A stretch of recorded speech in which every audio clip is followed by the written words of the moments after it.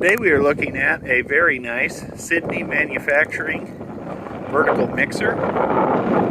This unit is in good overall condition.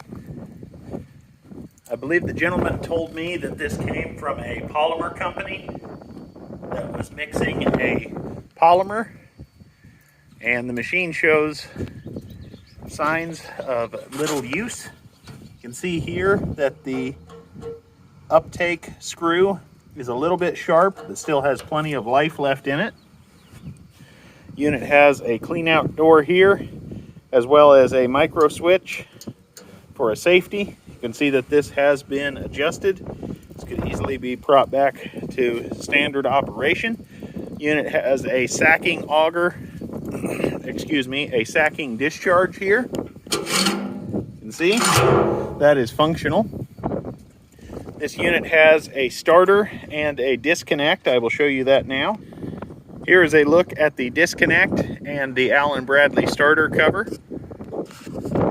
The electric on this unit looks to be in pretty good condition overall.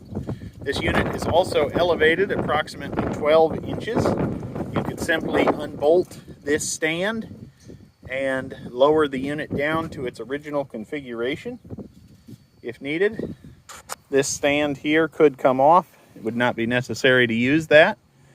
The unit has a flared intake hopper here. It can also be charged from the top of the machine. Here is a look at the data tag. Pause the video here. So you can see this is a Sidney grain machine ink mixer. It's in pretty good condition. I cannot see this motor tag. Perhaps you can see it better in the video. I would say this is approximately a 5 horsepower, 3-phase, 208, 230, 460 volt electric motor. Unit could be easily switched to single phase at the expense of the buyer. Unit spins freely. I don't believe it would take much to get this unit back into operation. As you can see, the previous owner was filling it here. You can also fill through the flared intake hopper.